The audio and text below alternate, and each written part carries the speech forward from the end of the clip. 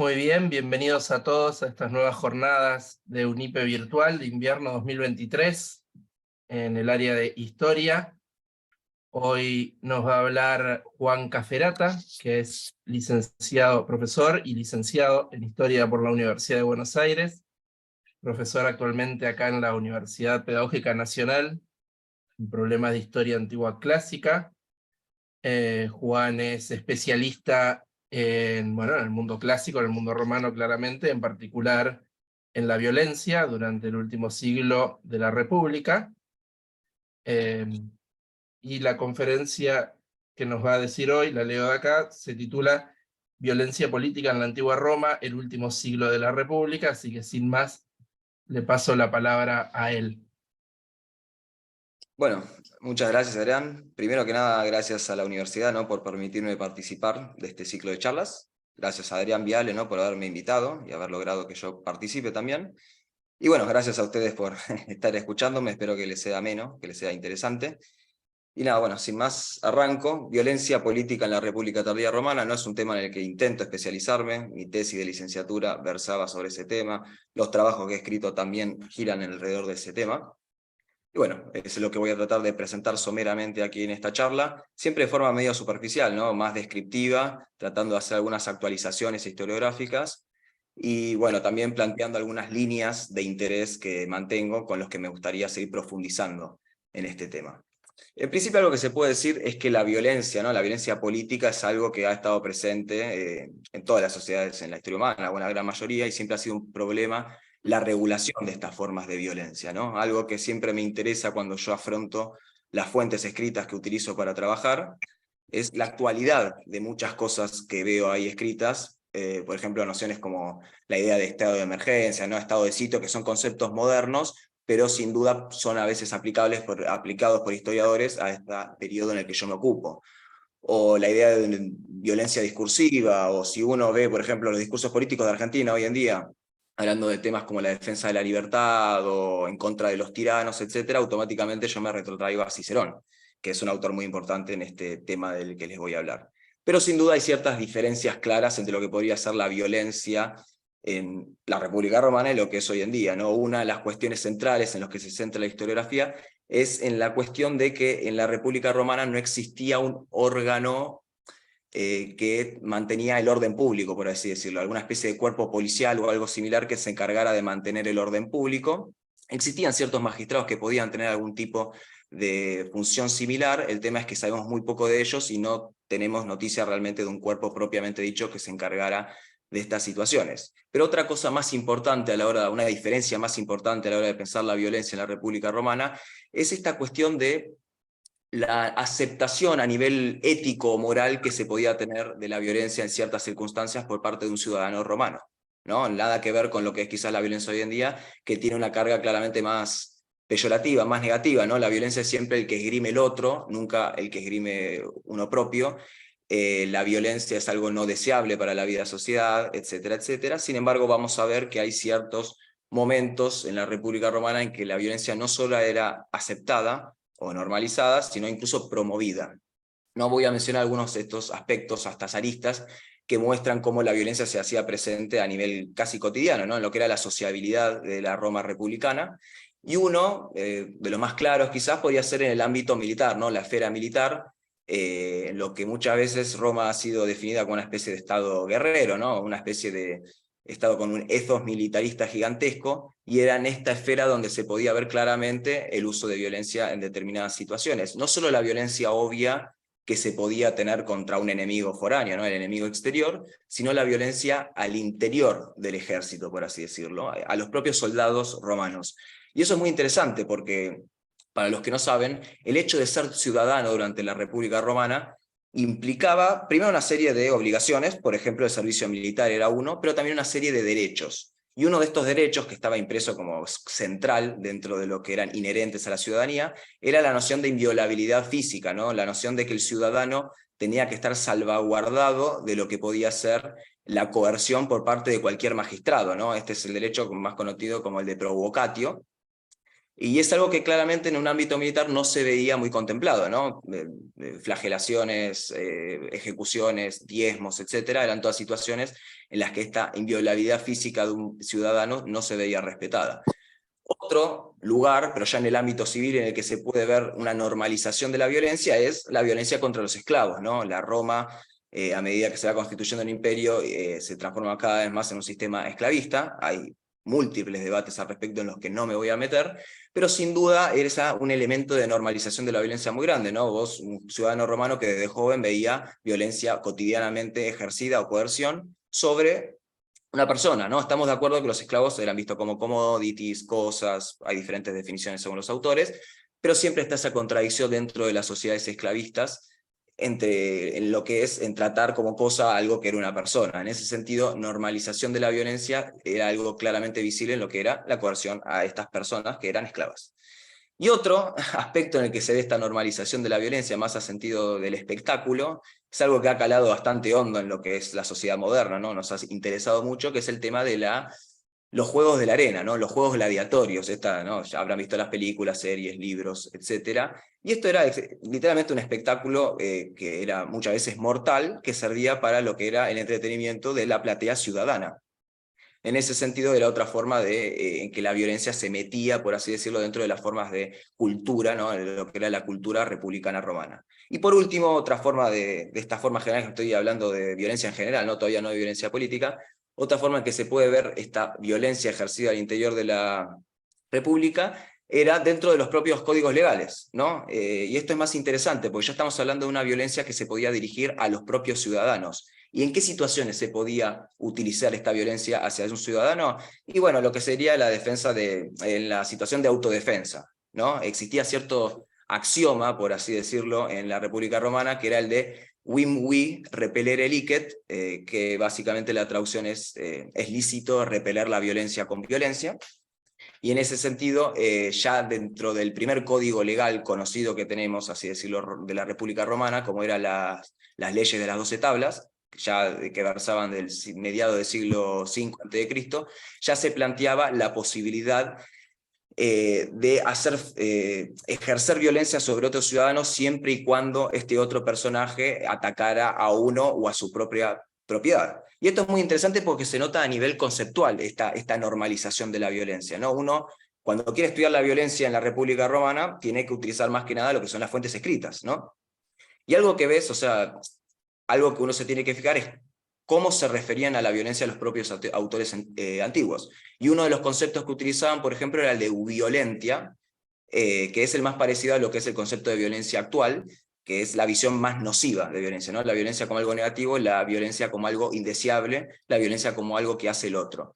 Pero por el otro lado había un concepto mucho más flexible, que es el de vis, ¿no? Vis podía significar tanto violencia en un costado negativo, pero también podía ser expresión de poder o de fuerza, y es muy interesante, vos podés ver un discurso de determinado orador de esta época, y usa la vis tanto para referirse a la violencia ilegítima que podía usar un adversario político, como para referirse a la propia violencia que ejercía uno para hacer frente a esa violencia legítima, ¿no? Esta ductilidad del término vis era lo que le daba tanta cintura política, por así decirlo, a los oradores a la hora de presentar lo que podían ser sus argumentaciones, ¿no? Está bueno ver cómo a nivel conceptual también se puede ver claramente esta aceptación de la violencia en ciertos contextos. Y bueno, toda esta introducción bastante larga fue para hablar de la violencia en términos generales, ¿no? La normalización de la violencia, la diferencia que puede haber con las sociedades actuales, pero yo me enfoco más en lo que es violencia política, ¿no? Violencia política definida, yo tomo una definición de un autor español, González Calleja, que habla de la violencia política como aquella orientada a la conquista de los espacios de toma de decisiones, ¿no? Los espacios de gobierno, y eventualmente a la transformación o mantenimiento del Estado o de las estructuras estatales. González Calleja es un autor igual español que habla de la España contemporánea, ¿no? Sobre todo lo que era la violencia política antes de la Guerra Civil Española, pero su definición ha sido utilizada en diferentes momentos a lo largo de la historia, en tanto es una definición bastante general, ¿no? Bastante amplia, lo cual le permite ser también bastante dúctil. Y por ejemplo, un autor de la República Tardía como es Antonio Duplá Anzoátegui, también autor español, usa esta definición de Calleja para pensar lo que era la violencia política tardorrepublicana. Cuando hablo de esta violencia política tardo-republicana, ¿no? Orientada a estas cuestiones que le estoy hablando, uso justamente lo que sería el periodo que se inicia con el tribunado de Tiberio Sempronio Graco, ¿no? El 133 a.C. Yo no sé cuánto saben al respecto, obviamente no me voy a meter en esto demasiado, que es un tema en sí mismo, pero el tribunado de Tiberio ha sido visto por los antiguos, tanto como por los modernos, como un parteaguas en la historia de la República Romana, ¿no? Por un lado, por los propios contemporáneos, ¿no? El tribunado de Tiberio Graco fue bastante controversial, dicho de forma bastante laxa, ¿no? En tanto, durante su tribunado intentó imponer o llevar a cabo una serie de reformas o de medidas que respondían a una serie de demandas por parte de sectores populares, ¿no? Sectores amplios de la población.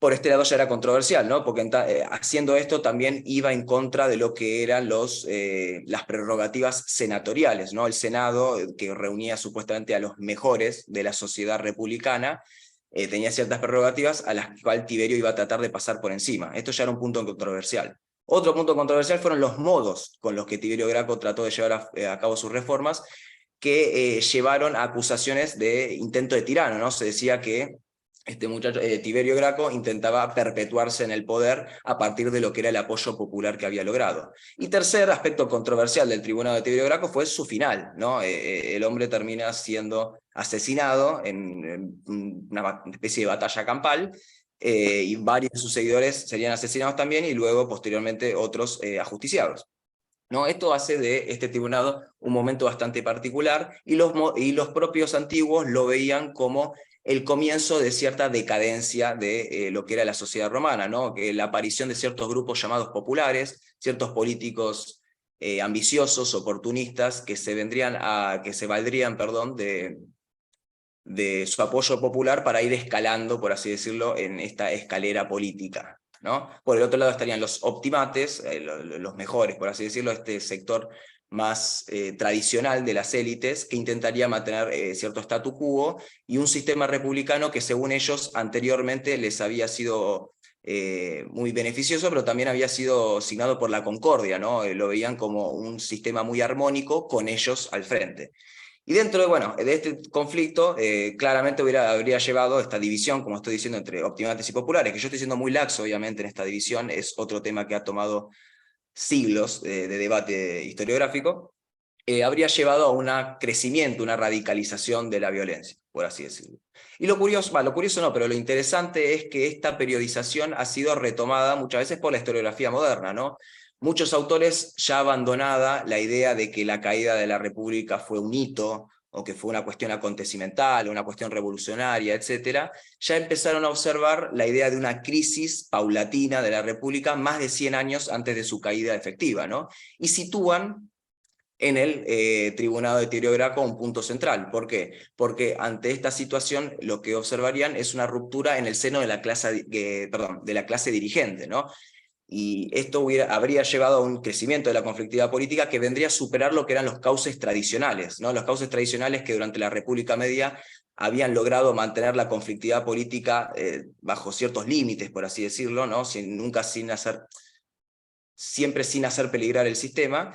Ahora estos cauces institucionalizados se verían superados, ¿no? Y se empezaría a expresar la conflictividad política a partir de una violencia cada vez más exacerbada, ¿no? La violencia ya como una herramienta política plenamente establecida, ¿no? Y esto es algo que es observado, insisto, también por la historiografía moderna, ¿no? Cuando hablan de la crisis de la República, uno de sus rasgos más predominantes es justamente la violencia que hubo, sobre todo al interior de la ciudad de Roma.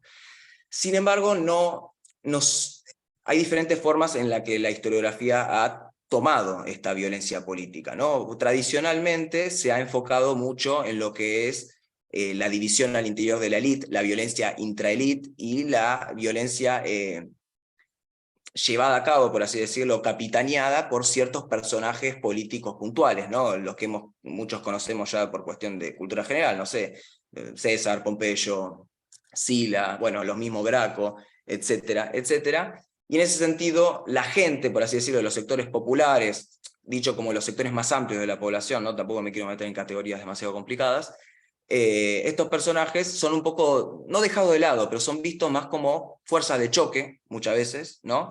O como gente que podía tener demandas propias, pero generalmente las mismas eran tomadas por estos personajes, ¿no? Estos políticos de las élites oportunistas que se valdrían justamente de la población para llevar a cabo lo que son sus proyectos políticos, ¿no? Pero esta mirada más desde arriba, por así decirlo, más desde las élites, que también lógicamente abreva en una concepción que hubo durante mucho tiempo sobre lo que era el sistema político republicano como un sistema aristocrático u oligárquico, como se quiera decir, que se ha puesto siempre más el foco en lo que eran las élites, en el Senado, antes que en las asambleas, ¿no? Esta visión de la violencia política vista desde arriba también abreva mucho en esa tradición política, de historiográfica general. Pero en los últimos años, las últimas décadas, en realidad, esta mirada se ha visto complejizada. Por ejemplo, en la década de 60 ya tenemos estudios sociales, estudios socioeconómicos, en realidad, que empiezan a centrarse, a la hora de pensar esta conflictividad, este crecimiento de la conflictividad política, empiezan a centrarse en lo que es la pauperización de las condiciones de vida de lo que eran amplios sectores de la población.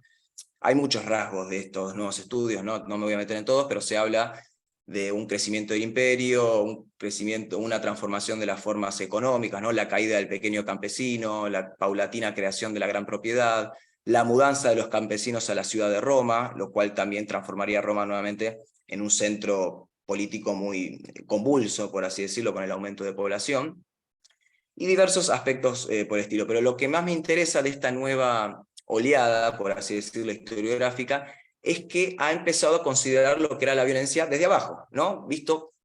Viendo que había ciertas demandas que hacía la población romana que eran inherentes a la misma ciudadanía. No sé si quedó claro.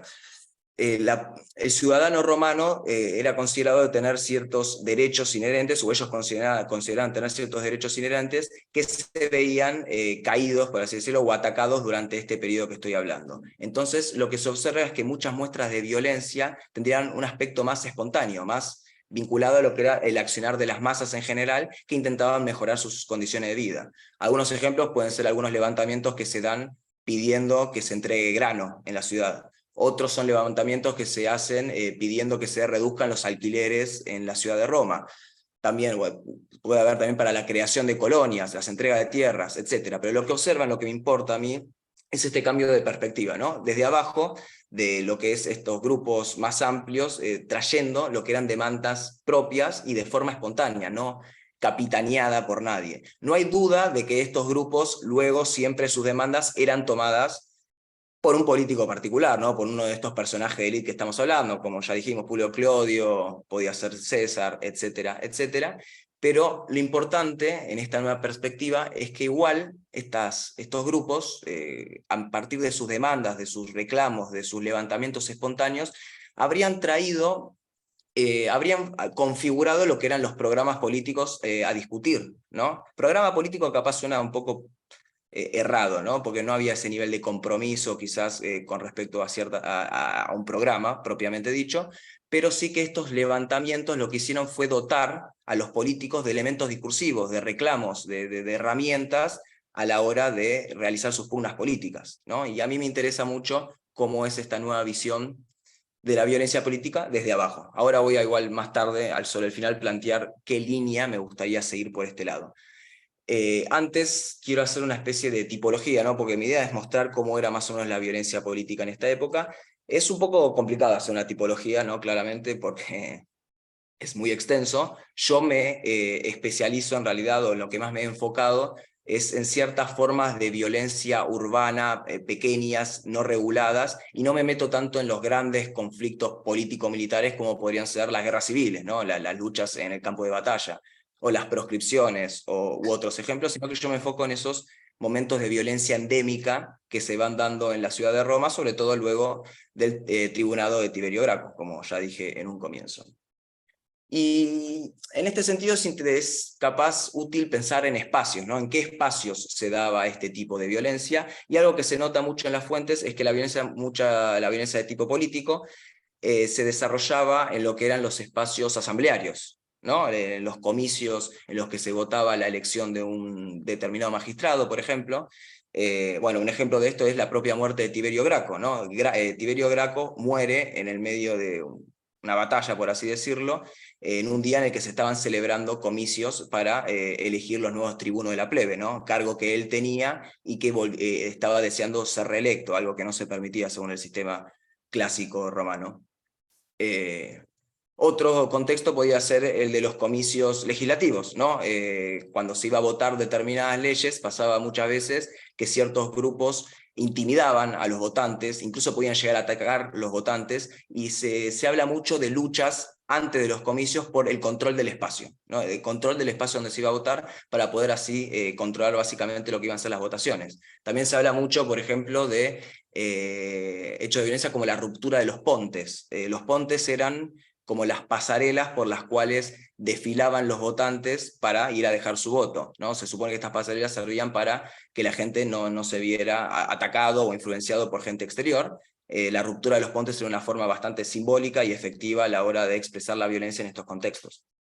La violencia también se podía dar, estoy hablando un poco rápido, se podía dar también en contextos asamblearios, ¿no? En contextos oratorios, ¿no? En estas asambleas, por ejemplo, llamadas contios, o contiones en realidad, perdón, eran asambleas en las que un determinado magistrado se dirigía a la gente, pero no estaba seguido necesariamente de una votación, en realidad no estaba seguido de ningún tipo de votación, sino que era una forma de informar, por así decirlo, o hacerse ver frente a la gente sosteniendo cierta posición, ¿no? Y algo que podía suceder muchísimo era que un determinado contendiente político dirigiera sus grupos adeptos a la contio de de un enemigo político, para que fueran, lo abuchearan, lo amenazaran, le gritaran, y estos contextos claramente podían llevar a un crecimiento, por así decirlo, de la ofensiva, y podía llegar a situaciones directamente de batalla campal, ¿no? Este era un contexto, pasaba bastante, ¿no? Muchas veces que encontramos en las fuentes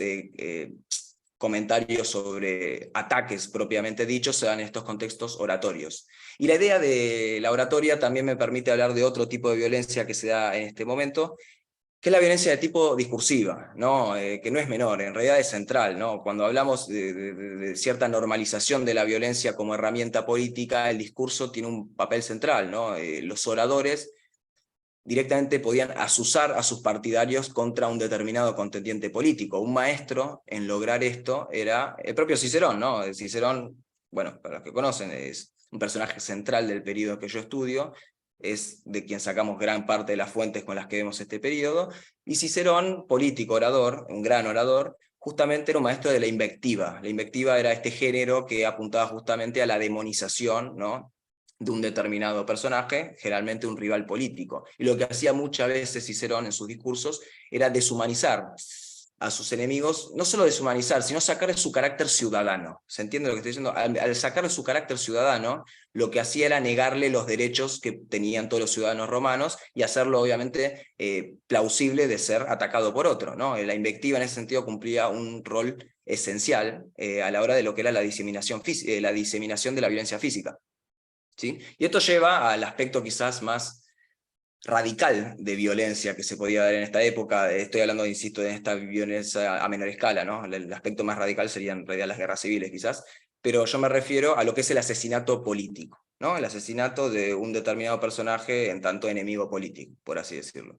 Hay que aclarar igual que estas situaciones se daban generalmente como consecuencia de una batalla campal, por así decirlo, ¿no? A lo que me refiero, no es que fueran daños colaterales los asesinatos de políticos, pero sí que muchas veces los políticos asesinados no es que se planeaba su muerte, se enfocaban en eso, etcétera, sino que se da como consecuencia de un conflicto, de una batalla, de un ataque un poco más amplio. Sin embargo, tenemos casos en los que podemos hablar de el asesinato político como algo planeado, ¿no? Algo más frío, algo más calculado. El ejemplo más clásico que se puede dar es quizás el asesinato de César, que también es un aspecto que puede ser controversial, pero bueno, debates hay sobre todo, en realidad.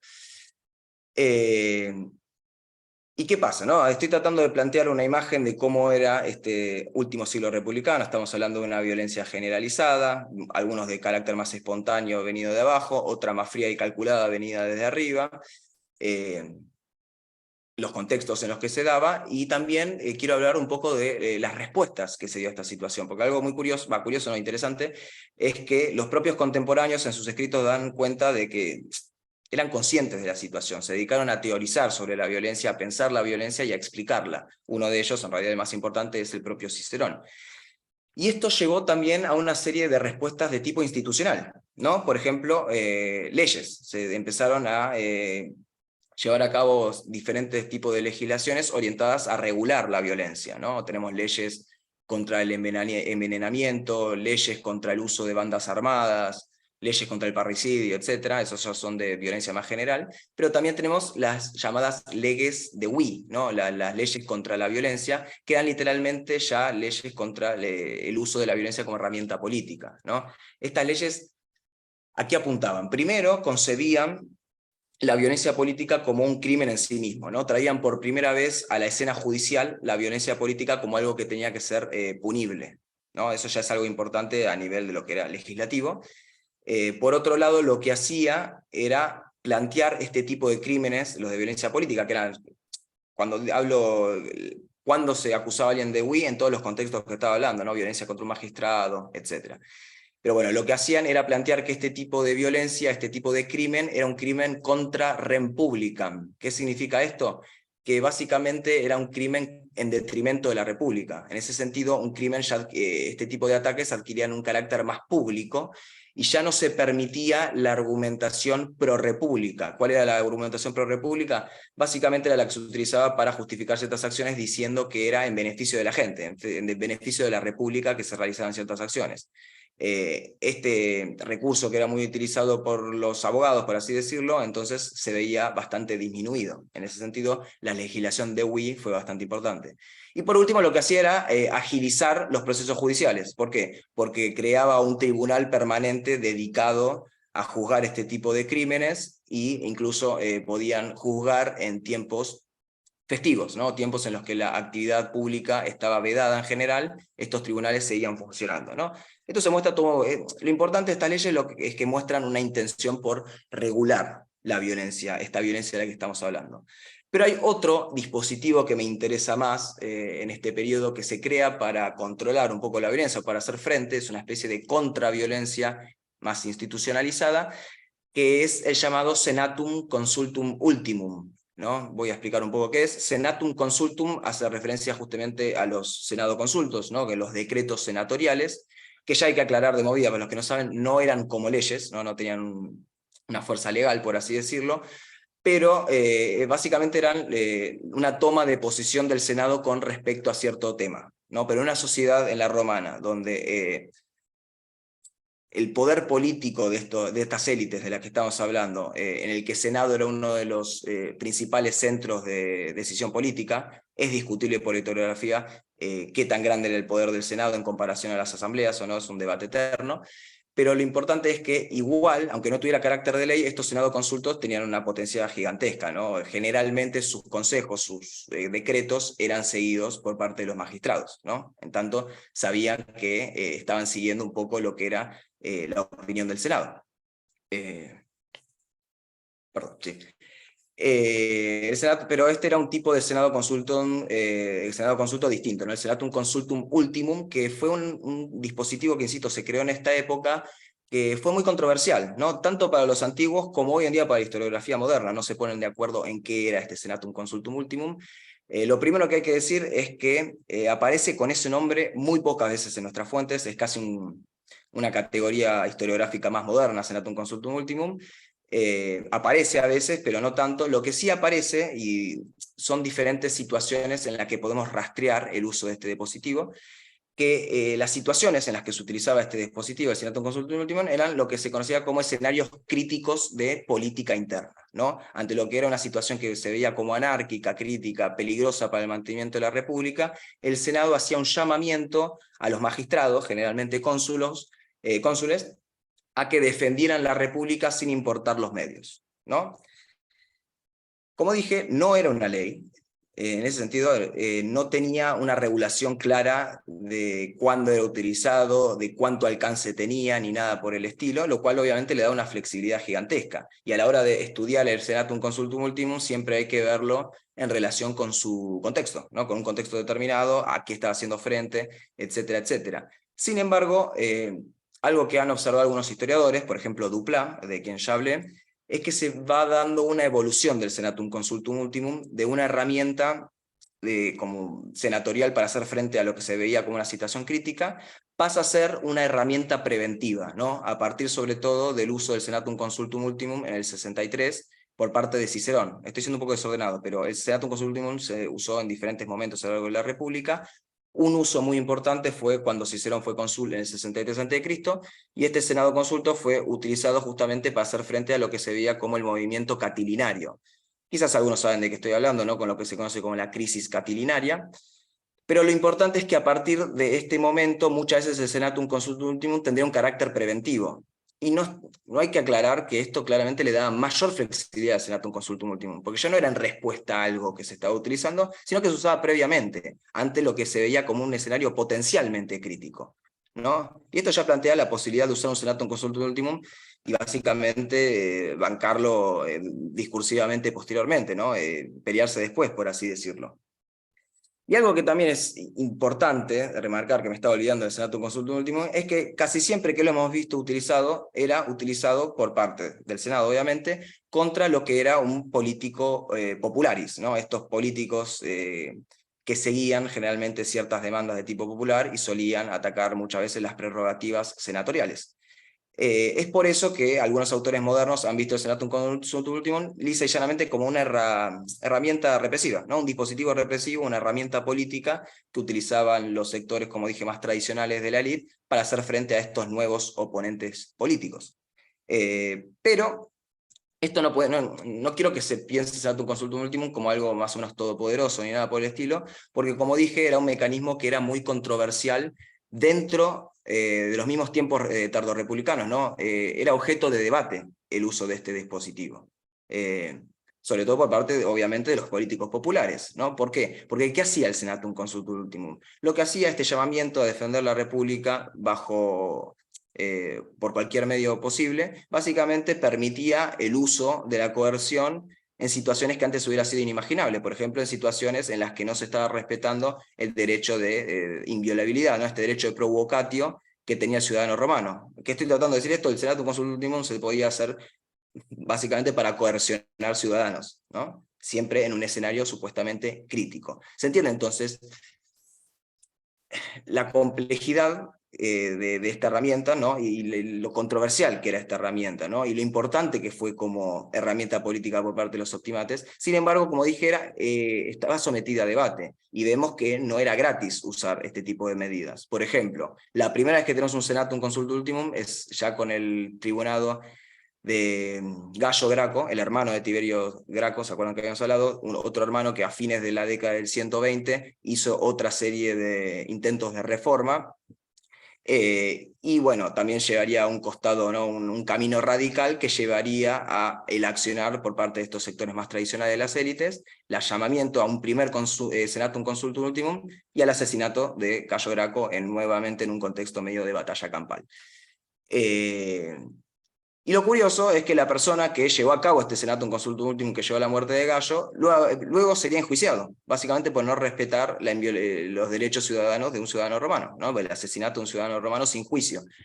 Fue exonerado, pero no importa, marca que podía ser enjuiciado. Y es más, luego de su juicio no tenemos noticia de que haya ocupado nuevamente algún cargo político, lo cual ya marca que capaz había ciertas consecuencias en la utilización de este dispositivo. O el mismo Cicerón. Cicerón usa el Senatum Consultum Ultimum en la crisis catilinaria, con el apoyo del Senado termina... la crisis catilinaria, perdón, la estoy dando muy por sentada, pero es básicamente...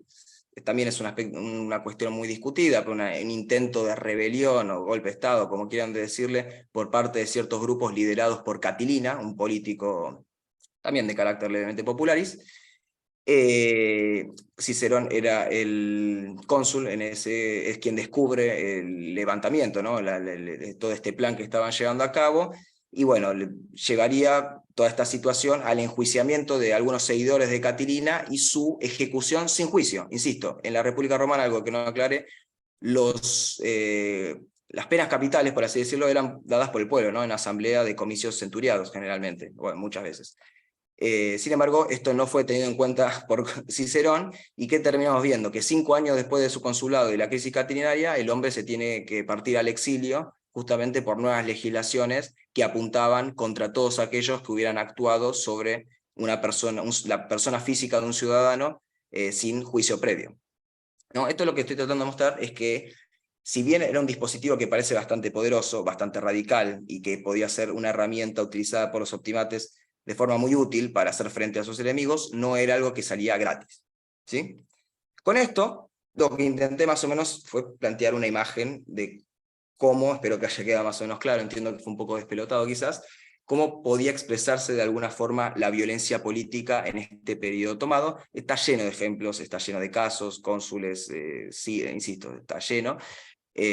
Por eso esta parte de lo que yo hice fue un poco más superficial, pero es más o menos pintar una imagen, más que nada. Y antes de terminar, me gustaría marcar como dos líneas que a mí me interesan sobre esta temática, que me interesarían seguir para seguir profundizando sobre el tema de la violencia política, que uno tiene que ver con esta cuestión que había marcado antes de la visión de la violencia desde abajo, ¿no? La violencia espontánea, como quieran decirle, por parte de los grupos más amplios de la población, ¿no? Que a mí me interesaría verla dentro quizás de un debate muy conocido, del que ya mencioné un poco anteriormente, que es sobre el carácter de cómo era el sistema político republicano, ¿no? Hay quienes enfatizan su costado... ¿Cómo? Ah, perdón, alguien habló. Algunos enfatizan su costado más oligárquico, ¿no? Más ligado a lo que eran los, bueno, optimates, los sectores más privilegiados, ¿no? De las élites, más tradicionales, y otros que se centran más en lo que era la actividad política de las asambleas, con lo que era más el ciudadano, ciudadano romano de a pie, ¿no? Y en vinculación con ese debate me interesa la idea quizás de la violencia política como una herramienta que podían usar los sectores más amplios de la población para lograr ciertas demandas, ante lo que recordemos que era una pauperización de sus condiciones de vida. El peligro de hacer esto es considerar la violencia como algo, ¿no? Como como hacía Cicerón, por ejemplo, que era considerar la violencia como algo que hacían los populares, que hacía la gente, la multitud anárquica, la multitud barbárica, y no es esa mi idea, sino quizás estudiar cómo se pudieron valer de este dispositivo, ¿no? Para poder lograr acceder a ciertas cosas que ya le estaban siendo vedadas, ¿no? En ese sentido, pensarlo como una herramienta, sacándose los prejuicios capaz de negatividad que se puede tener hacia este tipo de herramientas, ¿no? Obviamente. Y otra línea que me interesa está más vinculado al tema del discurso político, ¿no? Del que ya hablé un poco, ¿no? Del lenguaje político, es más, sino ver cómo se va dando a nivel discursivo una normalización de la violencia que llevaría a la aceptación de la violencia en contextos que antes hubiera sido inimaginable, ¿no? Yo en ese sentido estudio mucho a Cicerón, y algo que me gustó ver o analizar a lo largo del pensamiento ciceroniano es cómo el orador pasa primero de hablar en contra de la violencia, ¿no? La violencia como algo no deseable, después, durante su consulado, por ejemplo, empezar a bancar la violencia siempre bajo cierto amparo magisterial. En este caso sería el Senatum Consultum Ultima, ¿no? El apoyo del Senado, y que permitiría en ciertos contextos críticos usar la violencia. Luego, cuando vuelve del exilio, observo que Cicerón va radicalizando un poco su discurso, ¿no? Empieza a plantear la posibilidad de que un ciudadano de a pie utilice la violencia en aquellas ocasiones que, según él, el mundo de las leyes no puede hacer frente a los peligros que estaba enfrentando la República, ¿no? Básicamente, que las leyes ya no eran suficientes, ahora se tenía que usar la violencia. Y finalmente, hay algo que observo en Cicerón, que insisto que para mí marca, o podría llegar a marcar un cambio de época, es la idea de utilizar la violencia, que el ciudadano ilustre, ¿no? Un buen ciudadano romano, un privado, no un magistrado, no el Senado, no un senatum consultum ultimum, sino que el ciudadano romano podía y debía utilizar la violencia en aquellas situaciones en las que veía que la República estaba corriendo peligro, ¿no? Y esto ya es un cambio gigantesco, porque ya está planteando la posibilidad de un asesinato político legalizado, por así decirlo, siempre y cuando, por parte de un privado, insisto, por parte de un ciudadano cualquiera, siempre y cuando posteriormente se pudiera legitimar y justificar su utilización en un contexto que, insisto, era crítico, ¿no? Estas son las dos líneas. Por un lado, el tema de la violencia popular, por así decirlo, ¿no? Espontánea y genuina, sacado de los grupos más amplios de la población, y por el lado el tema de la transformación que se va dando en los lenguajes políticos, y cómo esto obviamente tenía repercusión en lo que iban a ser las prácticas políticas. Espero que haya quedado más o menos claro. Sé que hablé un poco rápido y fui un poco desordenado, pero nada, si alguien tiene preguntas. Bueno, muchísimas gracias, Juan. Si alguien tiene pregunta, lo pregunta el moderador, no él. Así que lo voy a preguntar yo. Te pido Eh, mil. la, la verdad es que muy buena la presentación. Sí, hablas rápido, pero creo que se entiende bien, que se entiende lo que estás queriendo decir. A mí me parece un tema interesantísimo y sobre todo un tema profundamente actual, ¿no es cierto? Pero antes de hablar yo, quiero ver si alguien más tiene preguntas o lo que sea. Por favor, no sean tímidos. Es el momento de preguntarle a él cuántas veces más van a tener un experto en Cicerón adelante para preguntarle algo. Así que si alguien quiere aprovechar para hacer alguna pregunta o por el chat.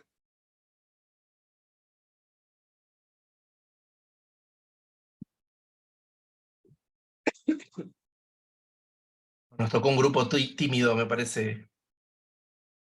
Nos tocó un grupo tímido. No creo que sea falta de interés, sino me imagino timidez. Eh, yo decía, yo tengo 8 millones de preguntas para hacer, por supuesto, pero siempre, como siempre que te escucho, me parece increíble la actualidad de todos los temas. ¿No? Lo fácil por ahí es medio peligroso hacer esto desde el presente, ¿no es cierto? Porque uno, por supuesto, vive en otra época, en otro contexto y tiende a ponerle otros lentes y otros significados a la cosa, pero lo fácil que es hacer analogías entre nuestra época y la República tardía, en particular en temas como este, la violencia, el uso de la violencia por parte de sectores populares, el uso de la violencia por parte de las élites, las justificaciones a determinados tipos de uso de violencia y todo eso, lo fácil que es hacer analogías con nuestra época me parece increíble. Una pregunta que yo te haría es sobre Cicerón. Por ejemplo, vos decís que Cicerón va modificando su forma de ver el tema de la violencia y todo eso. Si vos crees, creo que ya sé la respuesta, pero igual me gustaría que me la des, si vos crees que esto se debe a un pensamiento abstracto teórico de Cicerón o simplemente a las conveniencias de sus propias ideas y de su propio lugar, digamos, el lugar que ocupa en cada momento. Bueno, no, claramente obedece un poco a lo que es el propio recorrido que tuvo Cicerón, ¿no? Ha habido igual una cosa muy demonizadora de Cicerón como un hombre, no, hay toda una corriente muy anticiceroniana que habla se enfoca en lo que es su oportunismo político, su ambivalencia, su poca coherencia, siempre en No virtud de es, lo que habría. no es ¿Cómo? difícil no es difícil no quererlo a Cicerón, digamos, me parece yo, poniendo. No, no, tampoco estoy, no quiero que me acusen de ciceroniano tampoco.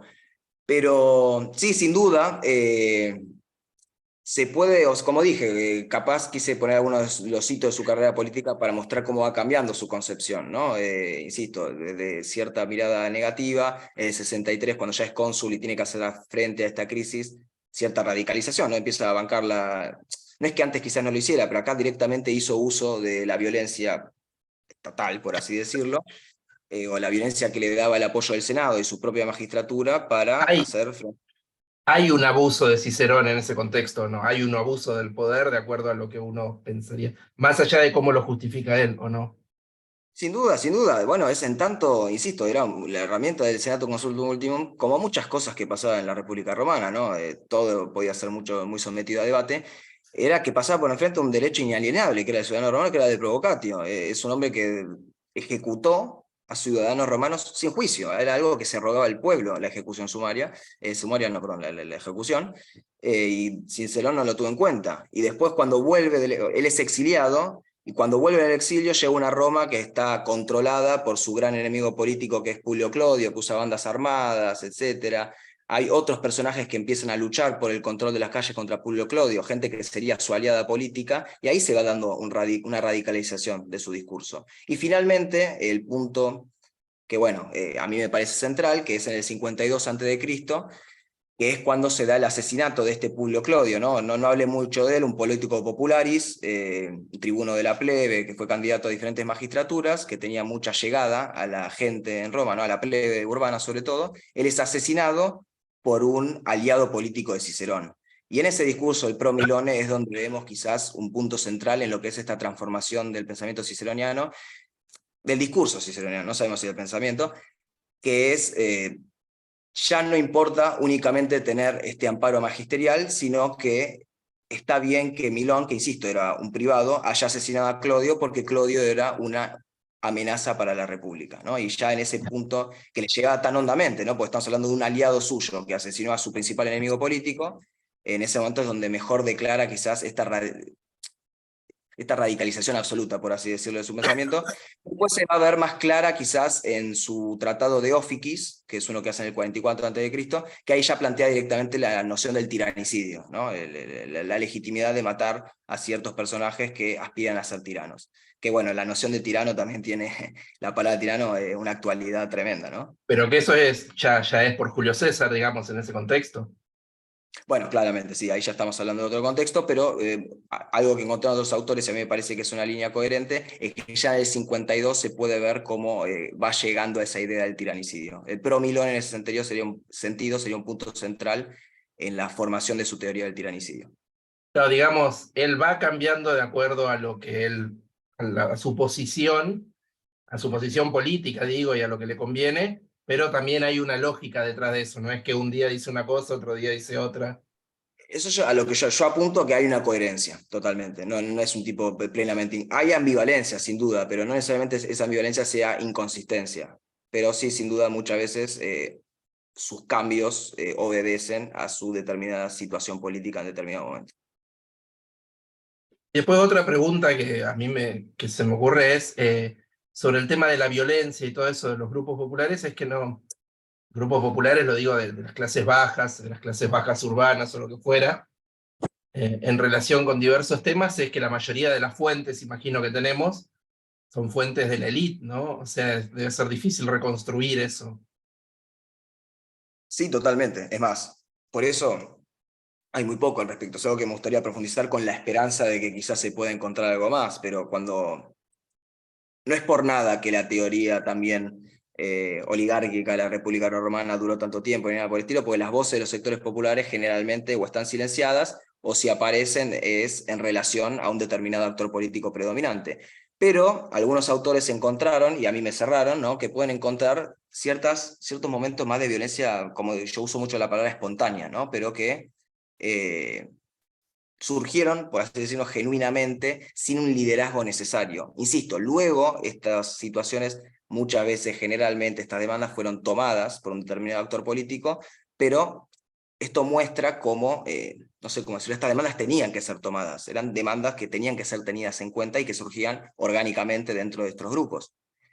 Algunos casos que planteé, por ejemplo, era el tema de las movilizaciones por las entregas de grano, ¿no? O podemos también ver muchos momentos complicados, por así decirlo, en la ciudad de Roma, porque están pidiendo que se acabe, como dije, se bajen los precios de los alquileres. Las movilizaciones, por ejemplo, para que se entreguen tierras, o porque hablé de la pauperización del campesinado, ¿no? La caída del pequeño campesino, etcétera, y una demanda muy común era el tema de la creación de colonias, o que le permitiera básicamente al ciudadano romano acceder a tierras, y cosas por el estilo. ¿Se entendió? No sé si respondí Sí, claramente. sí, está todo perfecto. Bueno, no sé si alguien más tiene alguna pregunta para hacer. Si no, bueno, le agradecemos muchísimo a Juan que haya venido, que nos haya dado esta conferencia. Y muchas gracias a todos también por haber participado. Y los invito, por supuesto, a participar de las otras actividades que va a haber en los próximos días, ¿no es cierto? En el área de historia, creo que son todas a las 6 de la tarde. Ya lo saben, se pueden fijar en la página, ¿no es cierto?, de la UNIPE y ver ahí las diferentes conferencias que hay e inscribirse. Dos cosas. Una, les pasé acá al costado por el chat un documento de Google para que entren al documento y llénenlo si quieren tener un certificado de asistencia, ¿sí? Si quieren tener un certificado de asistencia a esta charla. Y lo otro es que Rodrigo lo pregunta por el chat. Ah, bueno, ¿Qué preguntó? había dos preguntas por el chat. Una de Dolores, sí, está ahí Dolores. No las había visto las preguntas del chat, discúlpenme. Como no me dijeron, hay dos preguntas. Hay una de Dolores y una de Rodrigo. La de Dolores es muy interesante, justamente. ¿Se pueden reconocer a los integrantes de estos episodios de violencia popular? Imagino, no sé si la pregunta es si se los puede reconocer individualmente o si podemos saber quiénes eran o cómo sería exactamente. No Digamos, logro... perdón, era un Ahí está. poco, no sé si se escucha. ¿Se escucha? Sí, sí, se escucha Ah, bien. Sí, era un poco lo que ya se habló recién, digamos, con las preguntas que recién realizaron, pero bueno, no tanto como un reconocimiento personal, sino más bien un reconocimiento como grupo, porque justamente pensaba en esto, ¿no? Que muchas veces pocas violencias deben ser tan defenestradas como la violencia popular, justamente por la mirada que se tiene, y entonces, bueno, cómo se los caracteriza, y pensaba si tenía que ver con sectores urbanos, o esas violencias populares respondían al campo, esa era un poco mi duda, digamos. Pero bueno, un poco se contestó cuando se habló del tema. Sí, claramente es violencia, la que nos llega por las fuentes casi necesariamente es la violencia que vemos adentro de la ciudad de Roma, que son por los sectores urbanos. Sectores urbanos que, insisto, en este contexto se habían visto muy engrandecidos por lo que fue una gigantesca movilización desde el campo a la ciudad, ¿no? Con un crecimiento de la población proletaria o un crecimiento también de lo que eran la plebe urbana visto de un costado quizás de los tenderos, ¿no? Todos estos personajes que podían participar de la política romana sin ser todavía del carácter proletario, ¿no? Pero eran sobre todo sectores urbanos y eran, obviamente no eran todos que digamos, necesariamente sectores bajos, ¿no? También participaban clientes de determinados... No, bueno, acá cuando hablaba de violencia más espontánea, quizás sí. Pero cuando habla de la violencia política generalizada en la ciudad de Roma, también tenemos que tener en cuenta a los libertos, a los clientes que podían tener diferentes actores políticos, comerciantes también que veían sus intereses atacados. Pero cuando hablamos de violencia quizás estas espontáneas por estas demandas más particulares, hay que pensar en toda esta población que vino del campo y vino a engrandecer, insisto, lo que era la población urbana. ¿Se entendió? Sí, perfecto, se entendió. Bien, Rodrigo tiene otra pregunta, además de felicitarte y demás. Dice, ¿te parece que luego en el imperio, qué pregunta difícil en general, ¿te parece que luego en el imperio esta violencia encuentra un cauce en las facciones del circo? En el circo. Me parece que es Eh, una... A mí no me es llama una tanto la atención porque me parece que es una pregunta que apunta más a una época más tardía, ¿no? A la época bizantina, lo de las facciones del circo y eso, pero... Claro, no estoy seguro si está hablando del espectáculo circense en general. No, de la violencia en general, si encuentra... Yo No, no, sí. reformulo la pregunta de Rodrigo, igual no sé si la vas a contestar, si Rodrigo me lo permite, digo, que básicamente es, a ver, ahí justo nos pone algo más, creo, en un sentido general, que básicamente es, ¿qué causa encuentra esta violencia en el imperio? Porque me parece que después de Augusto ya no existe este tipo de violencia en Roma, o tal vez me equivoco. ¿Y por qué ocurre eso? Lo que pasa es que sé que es una pregunta muy difícil de responder. Es una pregunta difícil de responder. Es cierto que quizás excede un poco lo que está haciendo ahora mi ámbito de estudio. Obviamente es una pregunta muy interesante porque es cierto que esta violencia, no estoy seguro de si desaparece, pero se ve muy atenuada. Perdón, ahí vi el mensaje de Rodrigo. Pero es una buena, no sabría decir para qué lado se va, ¿no? Es cierto que el Imperio Romano sigue creciendo y en ese sentido también puede siempre ser dirigida hacia el exterior, pero estas ya son todas elucubraciones mías, no sé si puedo darte una respuesta clara. Sí, yo creo En que es realidad una... es casi una pregunta para hacerme y seguir pensando estas cuestiones, ya en época imperial, que es un aspecto que me supera ya un poco más. Disculpa, Rodrigo. A mí también, a mí me parece una pregunta muy interesante, pero difícil de responder justamente por eso, sí. No digo que no esté respondida, digo que no se me había ocurrido pensarlo y me parece muy interesante. El tema de la violencia en el circo y demás, no sé cuándo empieza, pero es algo típico, o sea, lo más conocido es la revuelta de Níquel en la época de Justiniano, o sea, pero es algo como más tardío, me parece. Eh, ¿Alguien más que tenga preguntas? O si me olvidé de alguien, por favor díganmelo, porque casi me voy sin decir las preguntas del chat y ni siquiera me había dado cuenta. Si no, bueno, No. les recuerdo que está ahí que les pasé el enlace, ¿no es cierto? Para que se anoten si quieren tener un certificado de asistencia. No sé si alguien más tiene alguna pregunta o algún comentario. Bueno, en ese caso le damos nuevamente las gracias a Juan por haber venido y las gracias a todos ustedes también por haber participado de esto. Muchas gracias. Gracias a todos.